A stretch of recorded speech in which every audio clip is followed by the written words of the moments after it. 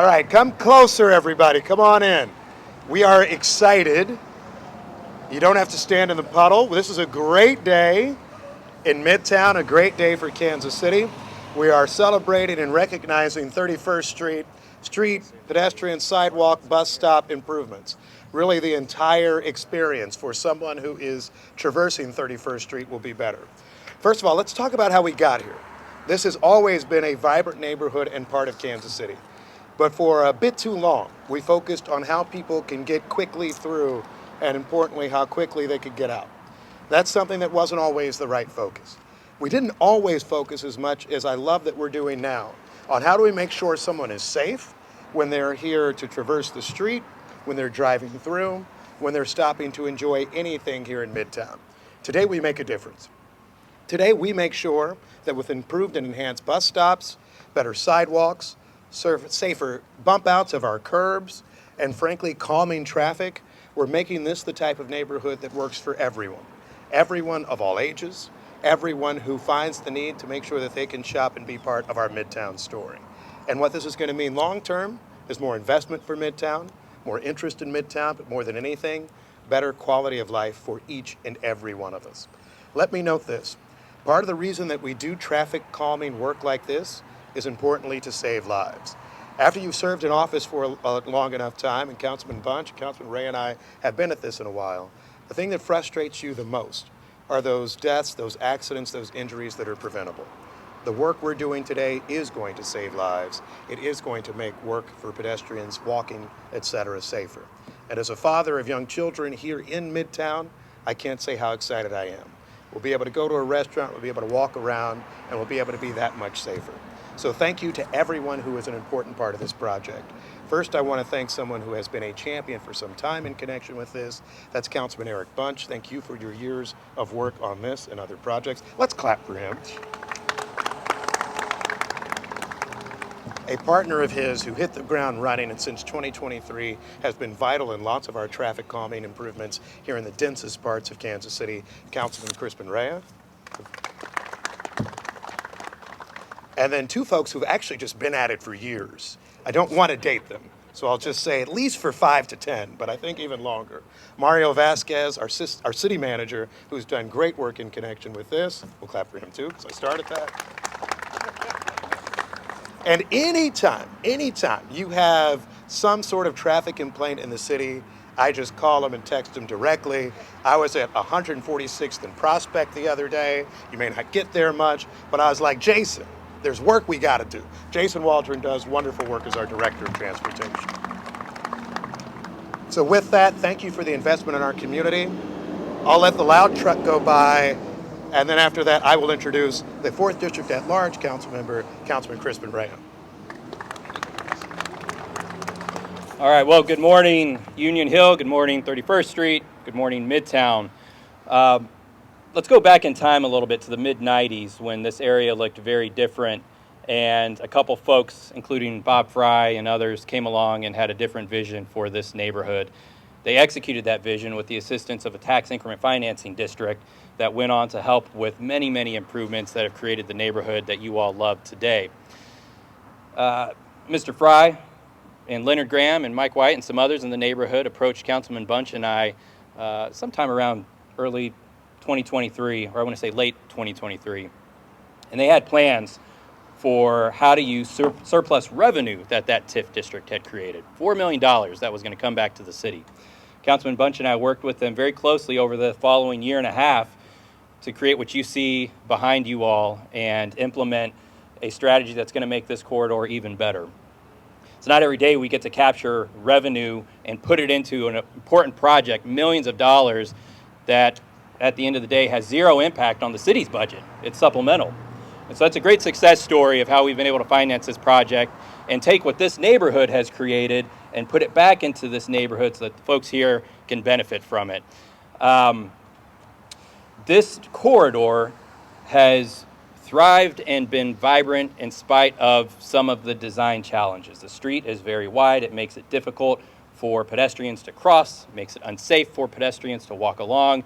It promotes speeding. As you all know, there are numerous crashes and accidents, not just into other vehicles, but into buildings, because the street is so wide. It's not that shady. It's not a lot of tree cover. It's a heat island. And still you have so many businesses that have thrived and others that have decided to locate here and residents that have decided to live in this neighborhood and the adjacent neighborhoods because the corridor is something special. I'm really excited to talk about what the improvements are going to look like and what they're going to do for this neighborhood and for 31st Street moving forward. As you will see, the improvements are well underway, and usually we have these press conferences at the beginning of the project, but staff moves so fast, the improvements started so soon that we wanted to make sure we still got this press conference in to talk about how it's going to impact the community. So we're talking about implementing raised crosswalks that will slow traffic and that will improve pedestrian crossings, wider sidewalks that will improve walkability, signal improvements that will produce sounds and vibrations for those who are visually and hearing impaired, curb extensions and improvements to lines of sight. We're going to add landscaping, and I promised Uday Manapali, who's been our staff lead on this, that I would say around 30 trees that will go into the landscaping. I wanted to promise over 30 trees, but around 30 trees that will improve the canopy, provide shade for folks, and make it a more pleasant environment. And so when you look at what makes it a project like this exciting, I just go down my own checklist. Design enhancements to a high accident corridor, check. Pedestrian improvements to what is currently an unsafe pedestrian experience, check. Improvements that are going to increase the accessibility to small businesses, check. Adding trees and landscaping to what is now a heat island, check. Funding the project with no impact to the budget, check. And doing so at a time when there are other developers and folks working hard to supplement the public investment with private investment. And my hope is that soon this parking lot and the one that direction and then one down that direction are soon going to be housing people that are going to be spending money and contributing to the tax base and putting it back into the neighborhood. And I got to mention, it's right off the streetcar line, which is another major benefit of this project. All of this would not have been possible if it wasn't for folks in the neighborhood and the community being proactive and coming forward and saying, hey, our neighborhood has generated this tax revenue. We'd like it to be invested back into the neighborhood. And I listed Bob Fry, Leonard Graham, Mike White. The Neighborhood Association had worked with those folks to bring us that proposal. Councilman Bunch and I worked hard with those folks to bring this to fruition. I want to thank the mayor and the city council for supporting us and the ordinances that we had to pass to make this possible. I want to thank our staff, Uday Manapali, Nico Bossanetto, folks who've been working very hard on this project. Uday has been paying very, very close attention to this. He's delivered on time, and I will say, I believe this is the first phase that we will have complete by the World Cup. There's conversations about what we do with surplus, the balance of the surplus revenue that we have, and if we're going to continue east or which direction we're going to go with this. Continue to have those conversations with the neighborhood. I want to thank Gunther Construction for what's already been a fast project and beautiful work, and I can't wait to see the rest of it. I want to introduce Councilman Bunch because, like I said, none of this would be possible without our partnership and working hard with our staff and colleagues to bring this to fruition. This obviously checks a number of his boxes, and Councilman Bunch has been the strongest advocate for a number of these types of improvements that we're talking about. So with that, I want to introduce Councilman Bunch.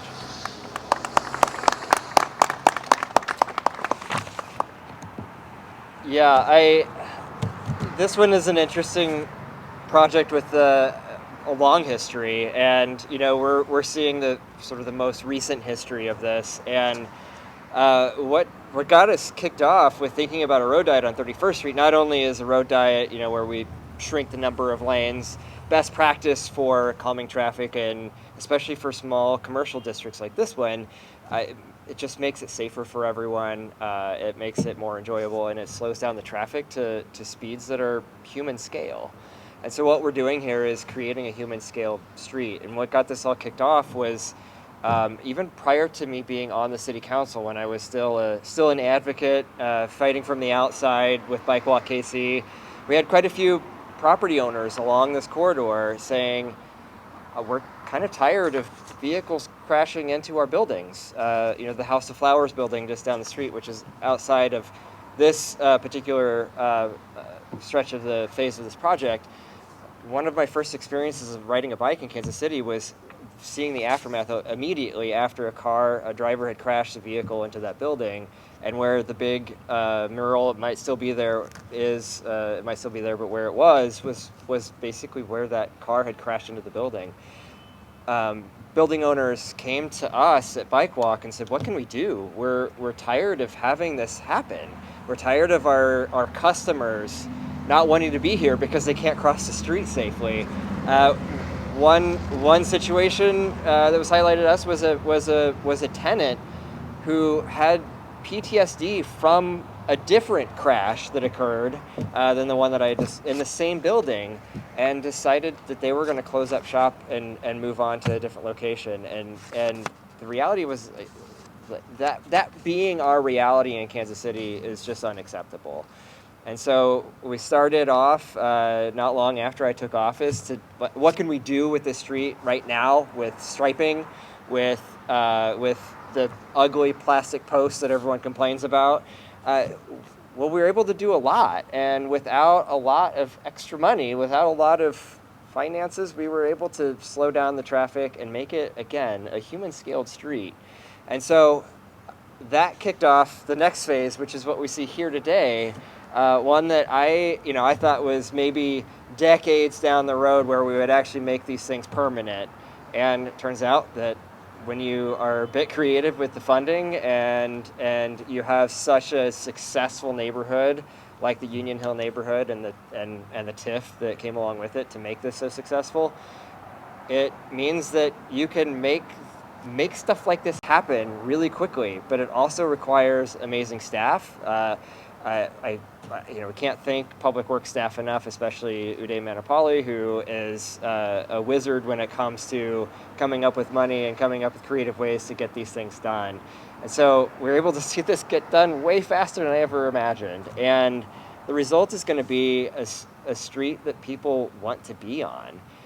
One thing that I noticed immediately after we did it temporarily was I was able to walk down the street with Leonard Graham, of all people, who lives, in this neighborhood. We just happened to meet each other on the street randomly one day, and we were able to walk down the street and hear each other talk. That was not something that was possible before the road diet. It's because the traffic was moving at a human scale speed, one that was no longer lethal to pedestrians, and one that didn't produce the roar of traffic that we no longer had to talk over that or yell over it so that we could hear each other. Those are the types of quality of life things that are often missed in this conversation about traffic safety. We're always talking about saving lives, which is the core piece of our Vision Zero program. But there are other just basic quality of life experiences that you get from having a street that is built in a way that accommodates pedestrian traffic safely. And again, human-scaled streets are so vitally important. And so, we shouldn't have to go to other cities to experience that. We shouldn't go to cities like Washington, D.C., where I was just recently, and see amazing streets that are pedestrian-friendly and think, man, I sure would love to live here. Why not bring it to Kansas City so that we have those experiences here? And so with that, I want to thank everyone who's been involved in this project. I want to thank the mayor and Councilman Rea. But I also want to thank our staff, who is not just going along for the ride, they actually believe in this. And one person in particular who's always been a believer in streets for people is our city manager, who's not so new anymore, but I still want to call him our new city manager, but who's long been an advocate for human-scaled streets, and that is City Manager Mario Vasquez. Thank you.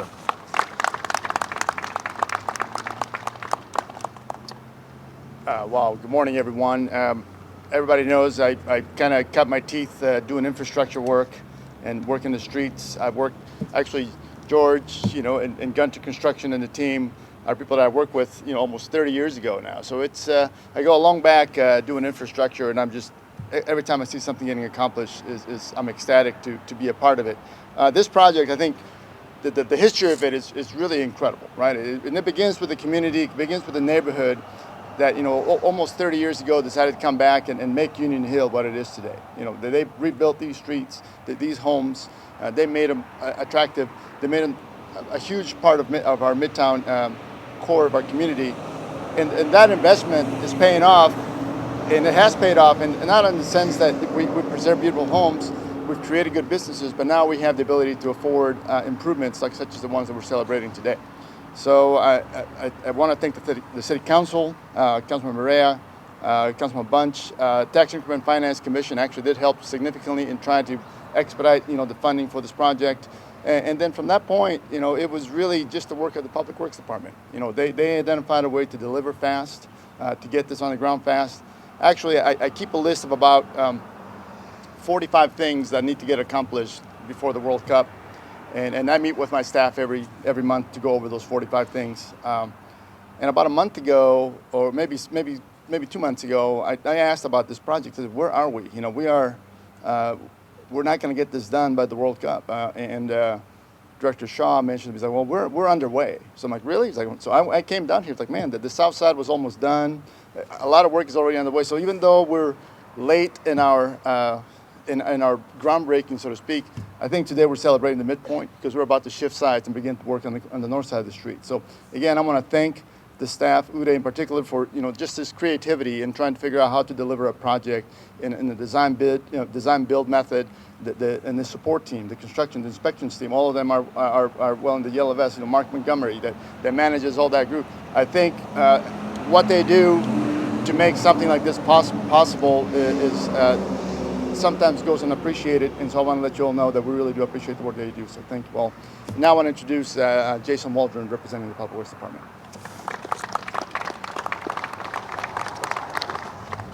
Hi, good morning. This project has a very, very good story, and before I tell it, I do want to again thank the staff that will be delivering this project. Already mentioned Mark Montgomery, Uday Manapali, the project manager, Mia Pathanaman, Tim Hudson, and Anthony Moss. If you guys could raise your hand, and thank you very much for your work out here. So again, this story really is a combination of so many initiatives and policies the gentleman behind me fought for and voted for and established. It really started, it was one of the first projects that actually we had our new utility resurfacing policy, where we demand a little more of our third-party utility companies and things like that. They were tearing up the road, and they were only going to do half of it.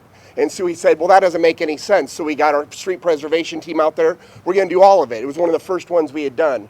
At that same time, the public, the neighborhood, Union Hill, the businesses reached out to us and say, hey, we've been working on this idea, this vision, this concept. We'd really like you guys to consider it.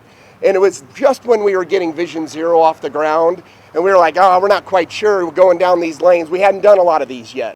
So we got invited to Tower Tavern. We walk in, the place is packed. The neighborhoods have all the boards up. You guys had done the work organically. Director Shaw and I weren't there 5 minutes. We looked at each other and said, okay, we're going to do this. And so we put that paint and plastic up like Councilman Bunch said, and it worked. And people liked it, and traffic was calmed. So from there, we get a call from Bob Fry of Union Hill saying, hey, we might have an opportunity to make this paint and plastic permanent. And with Mario's help and his expertise, he made a deal that our council and mayor could get behind, and it's what you see out here. And so it's just, we're so proud to see all these different initiatives and priorities and good things happen organically. Like Councilman Bunch said, I couldn't stop nodding my head. I thought this was a 10-year project. To know that it was only a couple years can really show what we can all do when we work together. My hat's off to the neighborhoods, the businesses, and the gentlemen behind us for letting us do our work and deliver this project. And it will be done by World Cup. So thank you all very much. Hey, oh, really? Oh, I haven't seen it yet. Yeah, that was the first time.